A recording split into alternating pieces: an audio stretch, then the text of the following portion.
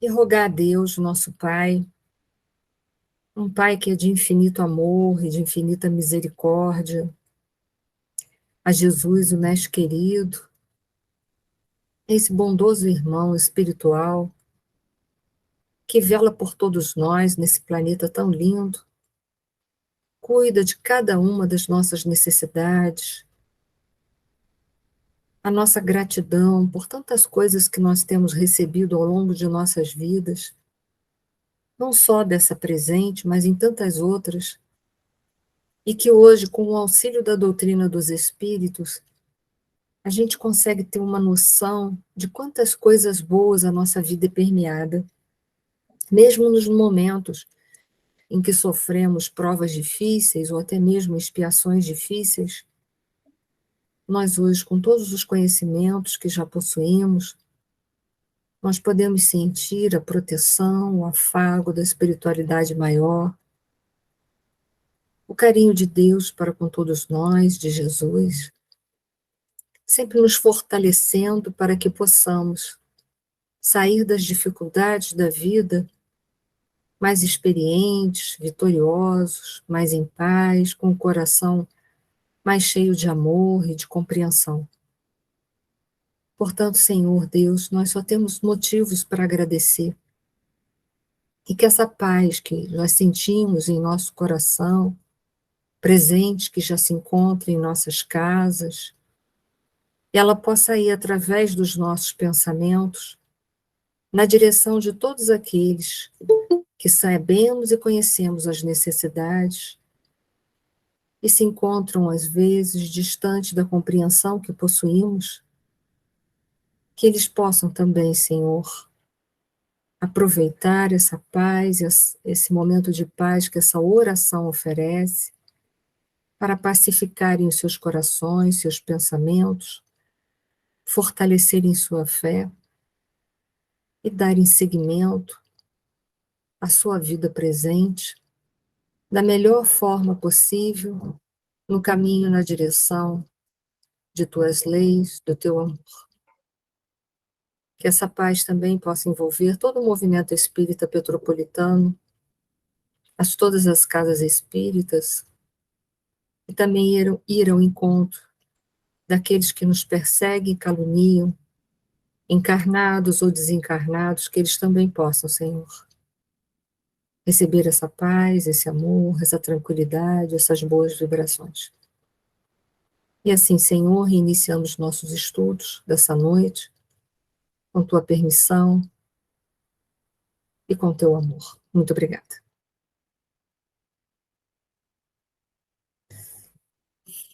Bom, gente, o que nos cabe essa noite é o capítulo de número 7, intitulado O Socorro Espiritual. Vamos ver o que consiste esse socorro espiritual. Inicialmente, a gente vai ver o convite de Alexandre. Ele fala assim: tenho ainda hoje uma assembleia de esclarecimentos a irmãos encarnados. Continua ele.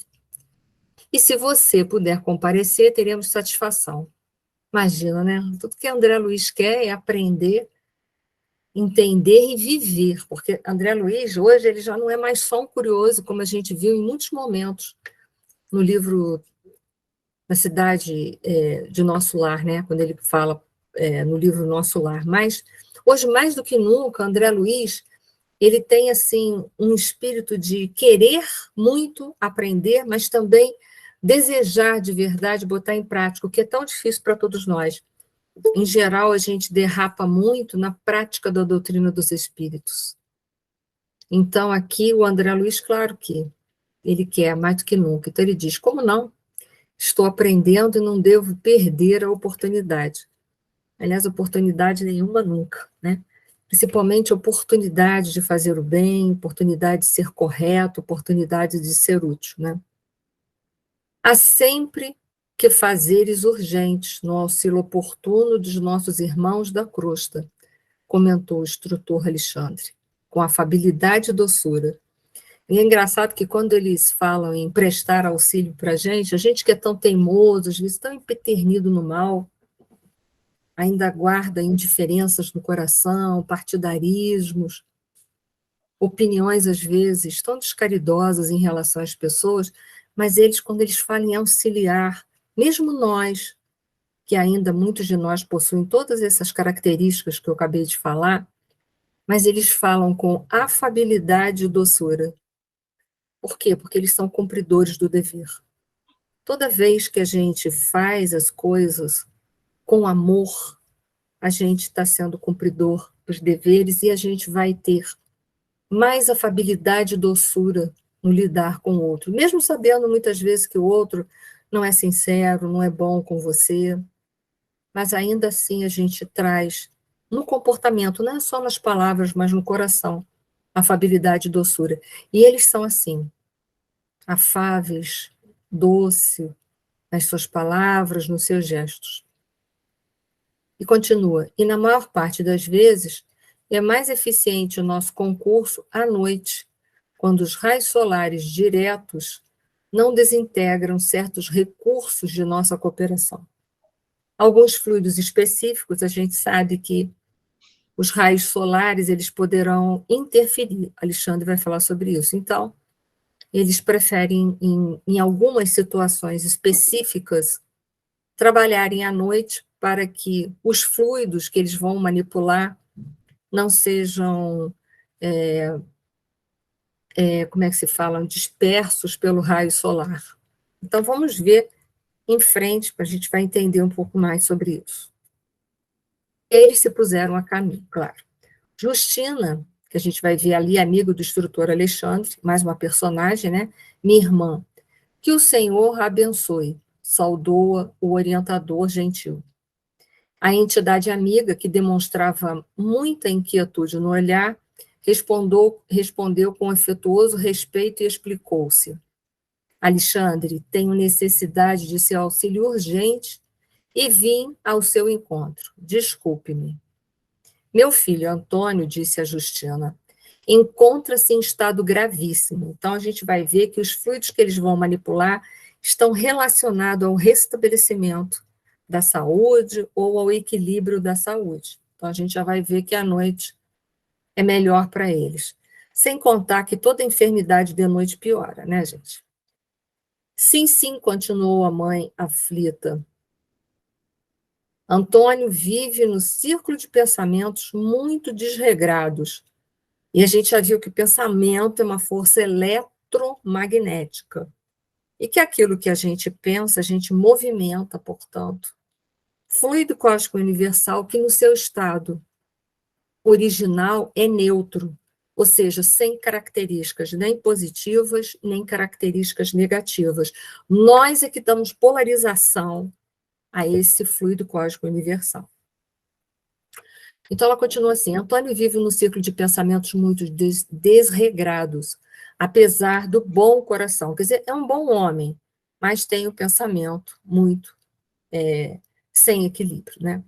E hoje trouxe para o leito de repouso tantas preocupações descabidas, tanta angústia desnecessária, que as suas criações mentais, olha aí, né, se transformaram em verdadeiras torturas.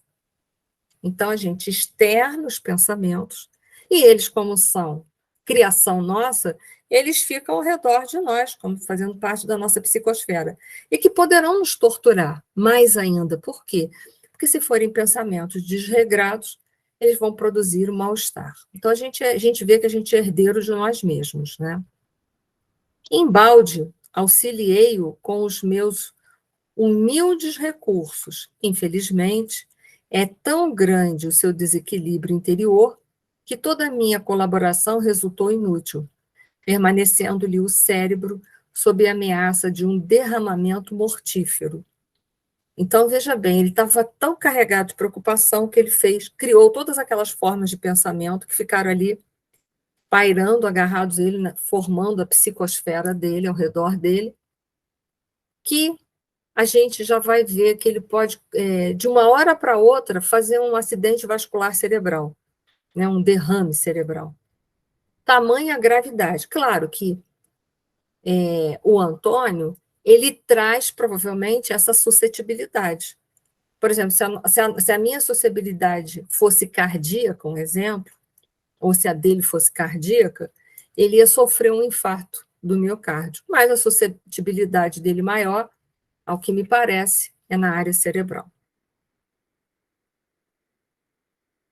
Antônio parecia, então eles foram até Antônio. Antônio parecia próximo dos 70 anos e exibia todos os sinais de arteriosclerótico adiantado, quer dizer, já tinha as veias entupidas, quer dizer, era um passo para o Antônio realmente fazer um AVC isquêmico. O quadro era agora profundamente educativo para mim, que entrara num círculo valioso de observações novas. Identificava perfeitamente o estado pré-agônico em todas as suas expressões físico-espirituais. A alma confusa, inconsciente, movimentava-se com dificuldade, quase que totalmente exteriorizada junto do corpo imóvel a respirar dificilmente. Então, ele estava até um pouco emancipado, deslocado, né, afastado do corpo físico, tamanha a problemática que ele estava vivendo. Quer dizer, a um passo de fazer o AVC isquêmico e a um passo de desencarnar.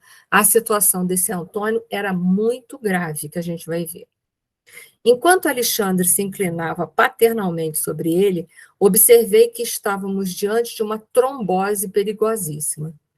Então, a situação ia ser grave mesmo, né? Por localizar-se numa das artérias que irrigam o córtex. Quem está lá na aula, que teve na aula de anatomia, sabe que o córtex, essa parte toda, essa casca toda aqui em cima, né? Que é dividida em córtex frontal, temporal, parietal e aqui atrás, occipital. E ele estava prestes a uma área aqui em cima, motora, ele estava prestes a fazer, né? Existe uma artéria aqui assim, que irriga esse córtex motor. O motor é responsável pelas movimentações corporais dos músculos. Então, ele ia fazer uma trombose ali, um AVC isquêmico, e o que ia acontecer? Ele ia ficar paralisado de algum dimídio corporal, ou de um lado ou de outro. Coisa que todo mundo já viu, foi uma pessoa com hemiplegia, né? Já viu alguém que fez um derrame e ficou com um lado do corpo paralisado. A apoplexia não se fizera esperar. Mais alguns instantes e a vítima estaria desencarnada. Quer dizer, o AVC seria fatal. Não ia deixar nem tempo dele ficar hemiplégico. Alexandre, que centralizava todas as suas atenções no enfermo, tocou-lhe o cérebro espiritual e falou com autoridade. Eu coloquei aqui, que teve já uma pessoa que certa vez me perguntou sobre cérebro espiritual. Nós temos que entender que este corpo que nós temos, esse corpo de carne, ele é uma cópia do perispírito, não é o contrário. Então, existe um cérebro no perispírito. E existe um cérebro aqui físico, porque o perispírito é um modelo do corpo físico. Assim como a forma de bolo é um modelo ou um molde para se fazer o bolo. Então, esse corpo aqui é como se fosse o bolo. E o perispírito é a forma, que dá forma a esse corpo físico. Então, existe um cérebro perispiritual, existe um coração perispiritual, existe tudo isso.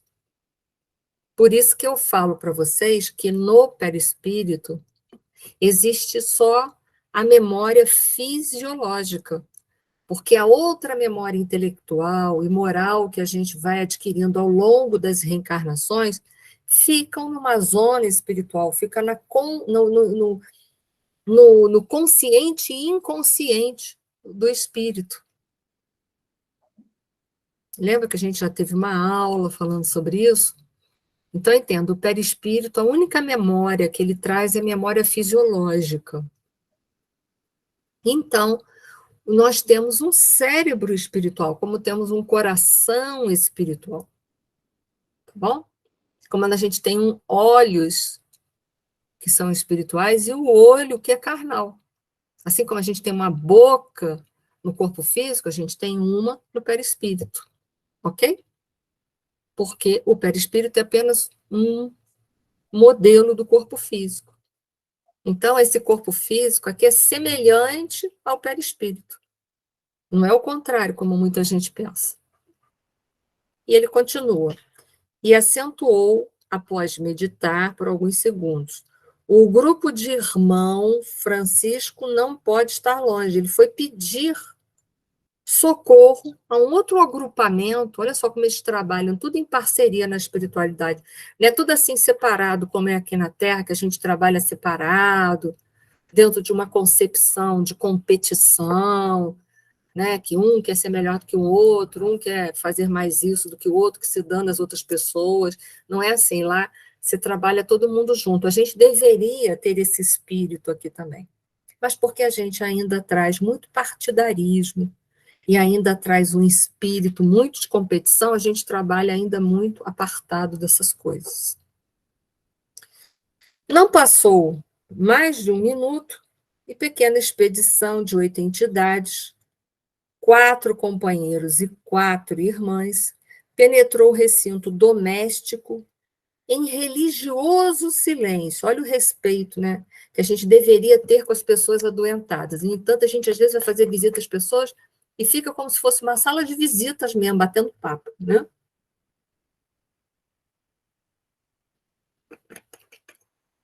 Francisco, precisamos aqui das emanações de alguns dos nossos amigos encarnados, cujo veículo material esteja agora em repouso equilibrado. Então, a gente agora entende por que eles preferem trabalhar à noite, que vão trabalhar com fluidos mais ectoplasmáticos, de ectoplasmia, mais sutis, mais sim, que são fluidos animalizados próprios nossos de encarnado, e que a luz solar poderia destruir, desmanchar. Então, por isso que o auxílio à noite ele é utilizado. Agora a gente começa a entender as palavras, as colocações do Alexandre lá no início. Tanto é que eles falam. O que o Alexandre fala para Francisco? Preciso de alguém que esteja encarnado em equilíbrio, perfeitamente equilibrado, mas esteja adormecido para que possa ser levado até aqui e possa fornecer os fluidos que são mais materializados, que eles na espiritualidade não têm, eles têm que retirar de outro lugar. Então, olha a importância da gente estar equilibrado. A gente, à noite, também vai poder servir de instrumento de trabalho. Olha que bacana isso, né? Então, à noite, se a gente vai dormir tranquilo, a gente pode servir, pode ser trabalhador na hora da noite. E aí vamos ver se vai, a gente vai ver que vai aparecer. Conforme observa, estamos diante de um caso gravíssimo. É preciso muito critério na escolha do doador de fluidos, quer dizer, não pode ser qualquer um. Tem que ser alguém para ajudar o Antônio, alguém, uma pessoa encarnada, um médium sério, que esteja equilibrado, que tenha uma vida o mais reta possível. Para quê? Para poder doar fluidos de boa qualidade, porque o Antônio, que está prestes a fazer um AVC fatal, ele precisa de fluidos que sejam muito bons naquele instante para que ele não venha desencarnar. E ele coloca assim: temos um companheiro, vai explicar o Francisco, temos um companheiro que nos atenderá razoavelmente. Trata-se de Afonso. Afonso, né, é um médium lá. Quando desdobrado pelo sono, é prestimoso doador de energias espirituais. Temos o Afonso, trata-se de Afonso. Enquanto vou buscá-lo, nosso grupo auxiliará a sua ação curativa, emitindo forças de colaboração magnética através da prece. Olha aí a prece de novo, com todo aquele poder que ela possui. Não respondeu Alexandre, não, respondeu Alexandre delicadamente. Não atenderiam às exigências em curso. Precisamos de alguém suficientemente equilibrado no campo mental. Então, já se sabe que precisa de alguém que esteja com os pensamentos dentro e no sentido do reto agir. E aí a gente vai ver o que vai ser feito com o Antônio. Justina, o coágulo acaba de ser reabsorvido. Olha que maravilha, né? Um verdadeiro anticoagulante espiritual, né? Que coisa maravilhosa, né? O Antônio foi tratado na casa dele pelas entidades espirituais com a ajuda do Afonso, que é o médium de desdobramento. E o coágulo de sangue que ia fazer um AVC isquêmico fatal numa região que ia matar ele, que não ia ter jeito, ia ser fatal, tamanha a grandiosidade da área que provavelmente seria atingida. Eles conseguiram, com a ajuda desse médium e mais os conhecimentos que eles possuem de magnetismo, absorver o coágulo. Quer dizer, olha que coisa fantástica, né? O coágulo acaba de ser absorvido e conseguimos socorrer a artéria com os nossos recursos, mas Antônio terá, no máximo, 5 meses a mais de permanência na Terra. Então, Antônio ganhou uma moratória. Moratória é isso. Você está para morrer, né? Teu momento está findo, mas a espiritualidade te dá mais um período, tá? Isso é moratória. Beleza, né? Deus é bom demais com a gente, né?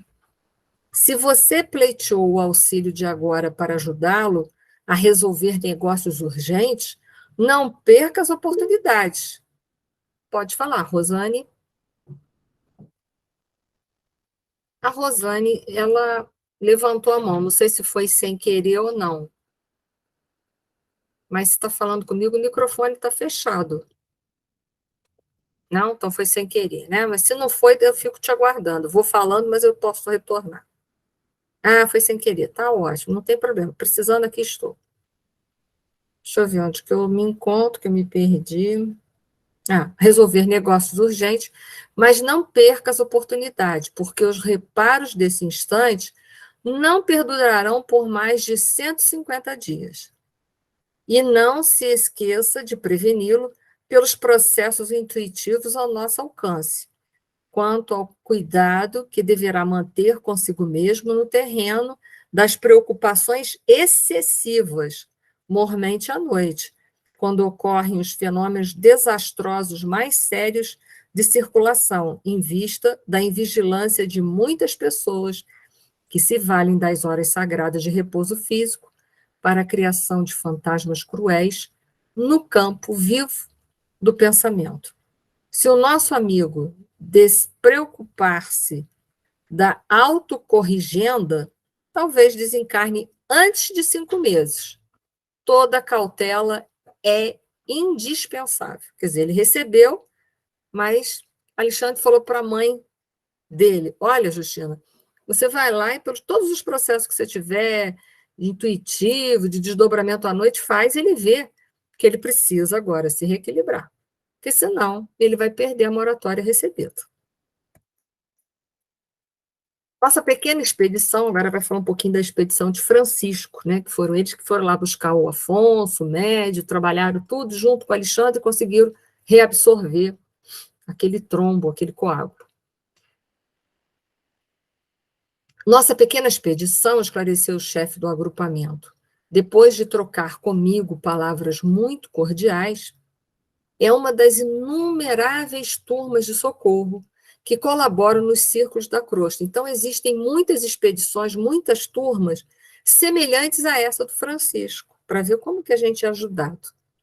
Somos milhares de servidores nessas condições, ligados a diversas regiões espirituais mais elevadas. Seu núcleo, perguntei, procede de nossa colônia? Sim, e temos nossas atividades entrelaçadas com as tarefas de vários instrutores em nosso lar. Então, a expedição de Francisco, esse agrupamento, vem lá de nosso lar. E há tarefas especializadas para cada grupo dessa natureza, quer dizer, André Luiz quer saber, né? Será que vocês são só especializados nesse tipo de situação, situações de AVCs, ou tem outras especialidades, né? Vão atender pacientes terminais, pacientes que já estão doentes há muito tempo. Quer dizer, André Luiz está interessado, né, no trabalho. Perfeitamente. O nosso, por exemplo, assentou Francisco Gentil, destina-se ao reconforto de doentes graves e agonizantes. De modo geral, então eles fazem um primeiro socorro, né? Desculpa.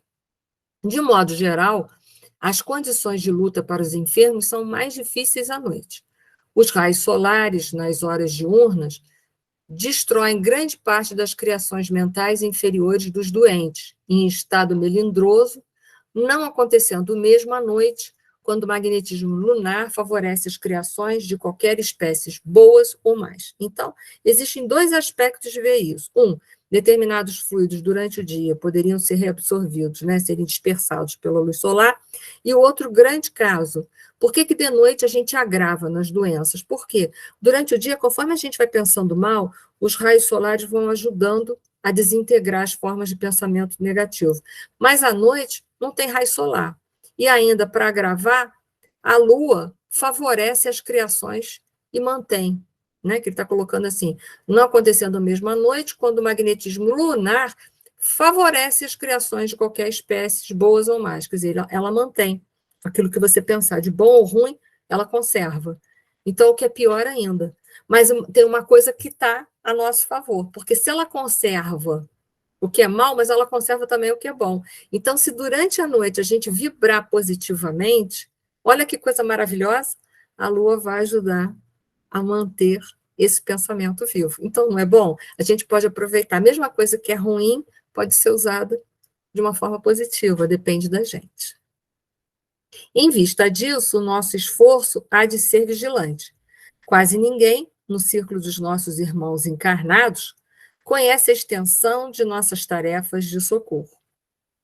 Outros benfeitores, muito mais elevados que aqueles dos quais podemos guardar conhecimento direto, velam por nós e inspiram-nos devotadamente no campo das obrigações comuns, sem que vejamos as suas formas de expressão nos trabalhos referentes aos divinos desígnios. Então, é aquele trabalho silencioso da caridade que a gente nem sabe que a gente, às vezes, está sendo agraciado. E é verdade, às vezes, quantas vezes a gente vem para casa de noite, a gente está com uma série de preocupações na cabeça, né? Coisas que a gente está vivendo, que a gente, o que é nosso, a gente não pode transferir, né? E às vezes a gente faz uma prece, se envolve na prece, e daqui a pouco parece que aquilo que era tão grande e engolia a gente, já não é mais nem tão grande, nem tão significativo. É ruim, mas já não é tão ruim assim. Então, olha que coisa bacana, né? E a misericórdia de Deus, que a gente já falou tanto, mas aqui é uma parte específica, né? São muitos os irmãos afins, continuou o meu interlocutor, interrompendo-me as reflexões íntimas, que se reúnem depois da morte do corpo em tarefas de amparo fraternal, quando já alcançaram os primeiros degraus da escala de purificação. Então, olha que interessante que muitos que já têm, né, o interesse de trabalhar para o próximo de verdade, desinteressadamente, sem partidarismos, né, sem nenhuma condição egóica, quando desencarna, podem se juntar a tarefas desses espíritos que já fazem esse trabalho entre nós, em silêncio, e trabalharem na espiritualidade. Então, a gente já pode desencarnar aqui já com um trabalho garantido, se a gente fizer por onde. Não é bom isso? Eu falo, eu estou topando tudo, até varrer parte de posto de socorro no Umbral Grosso, eu tô me colocando na lista lá deles de pedidos, sabe? Porque nem qualquer trabalho está bom, o importante é fazer alguma coisa. Eu penso assim, se eu chegar na espiritualidade e já puder varrer o pátio de uma colônia no Umbral Grosso, gente, pelo menos eu não estou na condição de precisar ser auxiliada, então já está ótimo. Qualquer tarefa é digna, porque quem dignifica a tarefa somos nós, não são as coisas que nos dignificam. As pessoas aqui na Terra têm um conceito assim, o trabalho é que dignifica o homem. Então, se você tem uma posição de destaque, nossa, não é isso, não. A gente é que dá dignidade ao trabalho. Você pode fazer um serviço que, para muitos aqui na Terra, não tem valor, como, por exemplo, varrer a rua, mas se você faz aquilo com toda a alma, com todo amor, é de uma dignidade infinita. É um trabalho que Deus está olhando e velando de qualquer maneira. Né? A gente é que bota hierarquia no trabalho, isso é mais importante, aquilo é menos. Deixa eu ver onde eu parei. Do que me é possível ajuizar, semelhantes trabalhos são dos mais eficientes e dignos em favor dos homens. Raramente os companheiros encarnados, quando em excelentes condições de saúde física, podem compreender as aflições dos enfermos em posição desesperadora ou dos moribundos prestes a partir. E é verdade, quando a gente está bem de saúde, que a gente está bem, a gente nem pensa que tem um monte de gente que nesse instante agora está agonizando, às vezes com uma doença muito severa, prestes a desencarnar. E esse preste pode ser ainda hoje, amanhã, depois, daqui a um mês, mas que está numa doença muito sofrida. E muitas vezes a gente não para pensar nisso. Dir-se-ia que a moléstia intransigente enfraquece os instintos mais baixos. É verdade. É interessante, né? As moléstias muito graves fazem com que muitas pessoas melhorem. Não sei se vocês já viram isso. Às vezes leva a pessoa para um estado de reflexão e de melhora muito grande. Atenua as labaredas mais vivas das paixões inferiores, é verdade. Então, quanta coisa, às vezes, a doença que nos visita ameniza para que a gente não erre mais do que a gente está errando e possa corrigir um pouco da nossa personalidade tão difícil para que a gente possa desencarnar numa condição vibratória melhor. E ele continua. Desanimaliza a alma, abrindo-lhe em torno interstícios abençoados por onde penetra a infinita luz. Interstícios são frechas, né? São espaços pequeninos, muito pequeninos, infinitamente pequenos, mas que podem, naquele instante, pela aquela nossa pequena reflexão numa hora de doença muito grave, fazer grandes transformações dentro do nosso coração.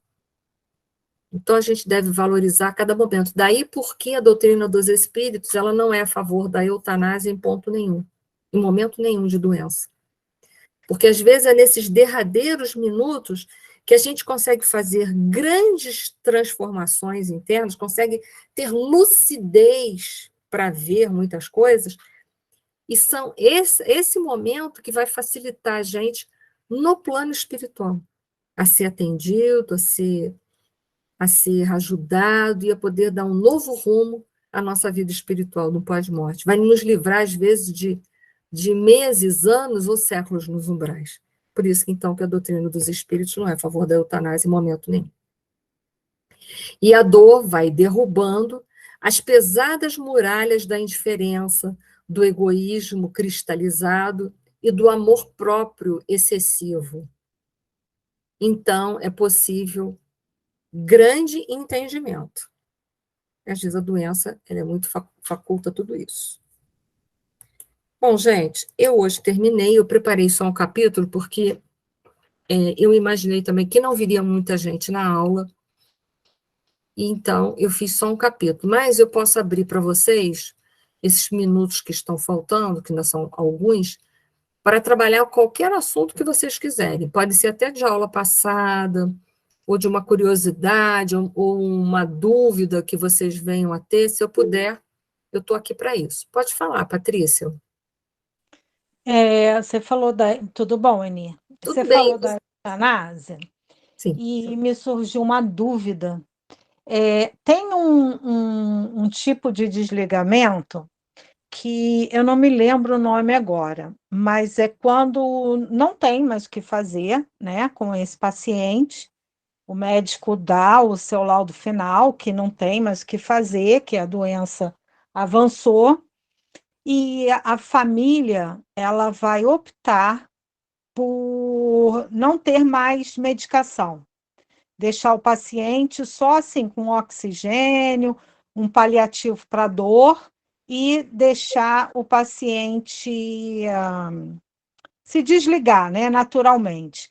Eu não lembro, você deve saber o nome com toda certeza. Isso como é que se fala? É lícito?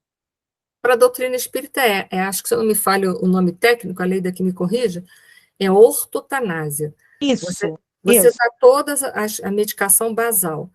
Hidratação, alimentação, remédio para dor, para o paciente não agonizar, mas deixa a doença seguir o curso dela, porque não há mais nada que se possa ser realizado por aquele paciente. Uhum. A Associação Médico-Espírita, eu até, se não me falha a memória, eu devo ter algum material aqui.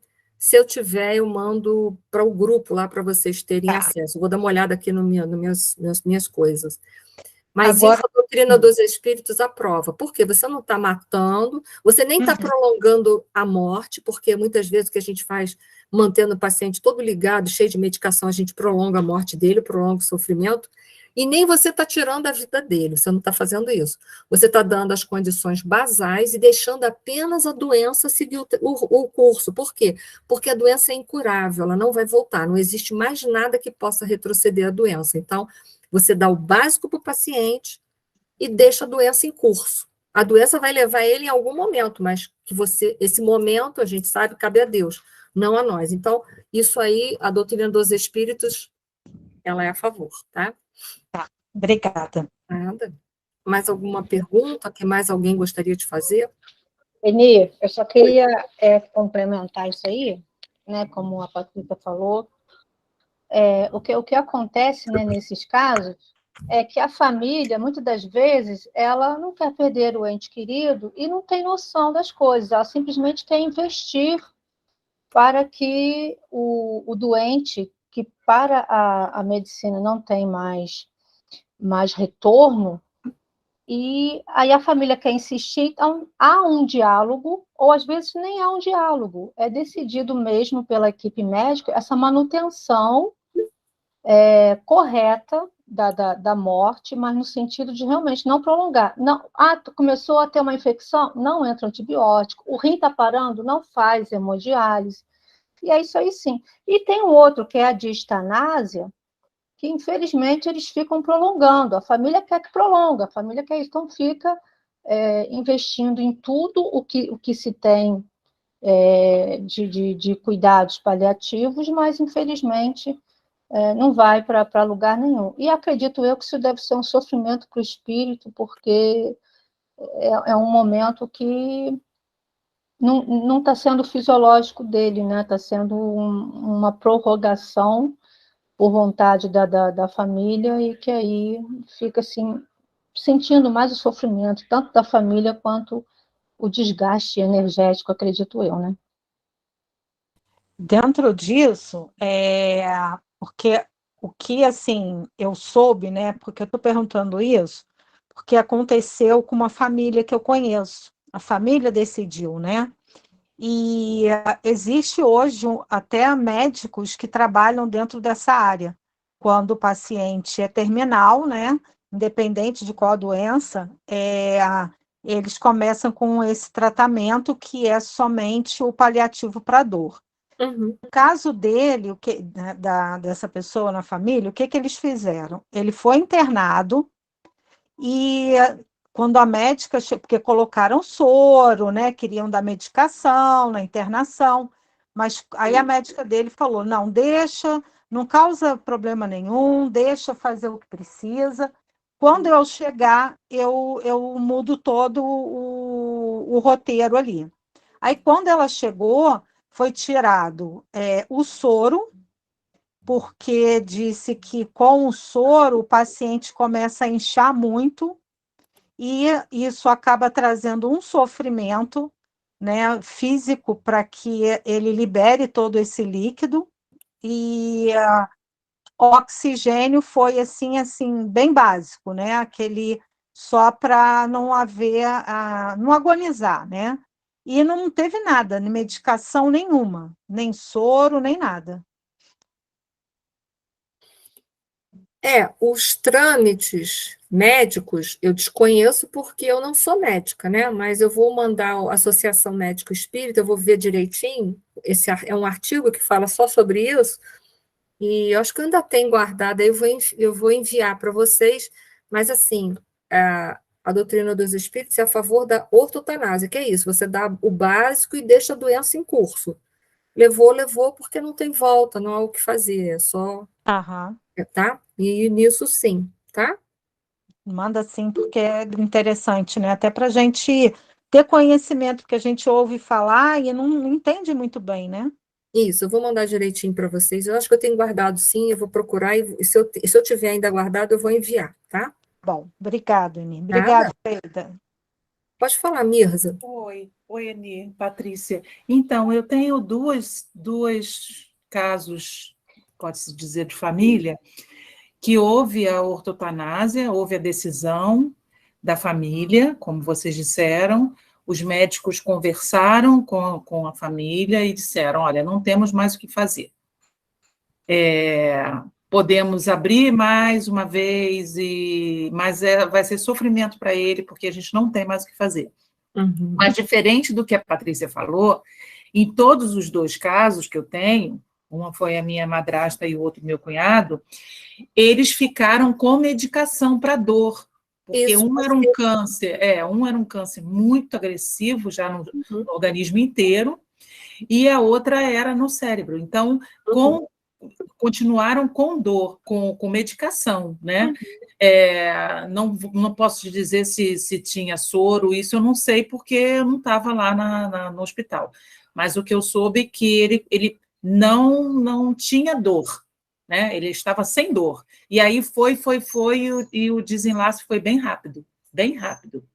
O do meu cunhado foi mais rápido do que da minha madrasta, ela demorou mais tempo.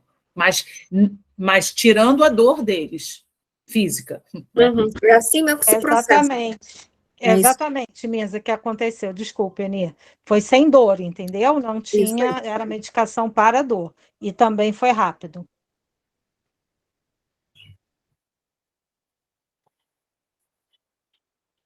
Eu tenho para dizer para vocês é isso, né? O nome, a ortotanásia, quando você dá as condições basais para o paciente, e condições de hidratação, alimentação, remédio para dor, mas deixa a doença em curso, né? Não, se a doença não tem retorno mesmo, a pessoa não vai voltar, né? A doença vai levá-la à morte de qualquer maneira, e então a ortotanásia é algo que a doutrina dos espíritos aprova, até onde eu sei.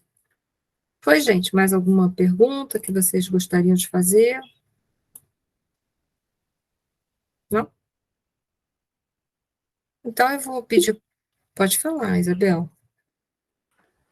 E nos animais, tem alguma coisa?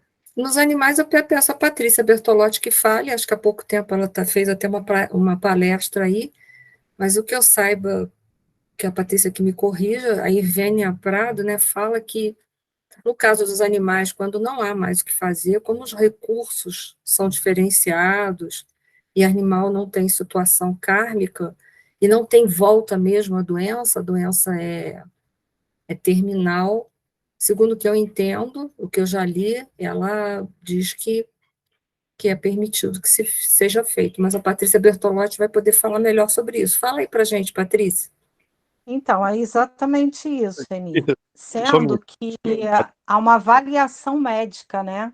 Uhum. Precisa haver uma avaliação médica Isso. de um médico consciente, né? Porque tem pessoas que querem fazer eutanásia no animal por 1001 motivos, né? Até por mudança.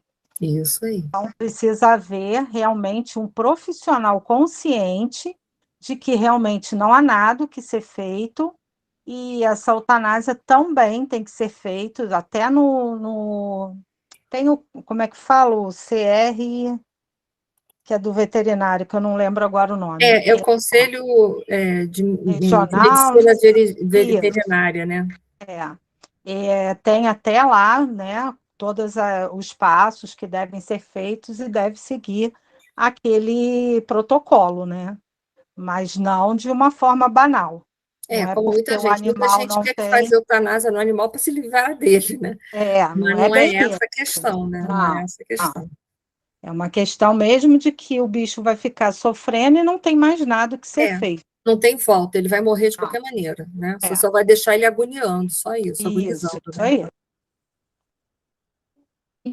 Jesus, nosso bondoso mestre, nosso irmão maior, aos amigos da espiritualidade que nos acompanham nesse nosso momento encarnatório.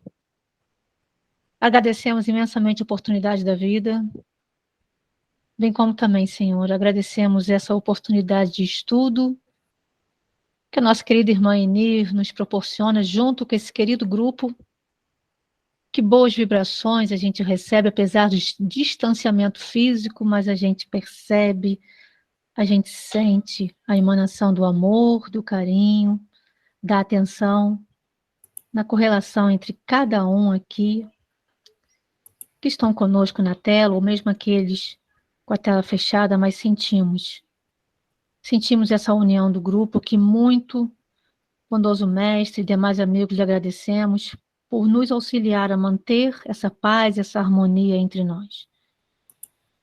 Pedimos, queridos amigos, que possam olhar nesse momento, que possam envolver com o seu abraço carinhoso a todos nós que aqui estamos, solicitando o amparo, solicitando às vezes um momento em que possamos sentir acalentados pelo nosso querido mestre, que às vezes as situações diárias da vida nos afastam dessa emanação, mas na certeza de que sempre nos ampara os nossos bondosos amigos. Agradecemos e pedimos aqui mais uma vez que esse abraço, esse carinho, possa nesse momento nos envolver de paz e harmonia, e que também possa ser direcionado àqueles ausentes que não puderam estar aqui nesse momento. Que possa envolver a cada lar, que possa, Senhor, ir ao encontro daqueles que te buscam e também possa auxiliar aqueles que ainda não querem te encontrar. Em especial, pedimos que nessa noite possa olhar pela nossa querida cidade e que possa amparar, Mestre Jesus, de acordo com a vontade de Deus nosso Pai, que possa amparar a todos nós. Enfim, tu sabes das nossas necessidades e pedimos apenas o teu auxílio e proteção, Senhor.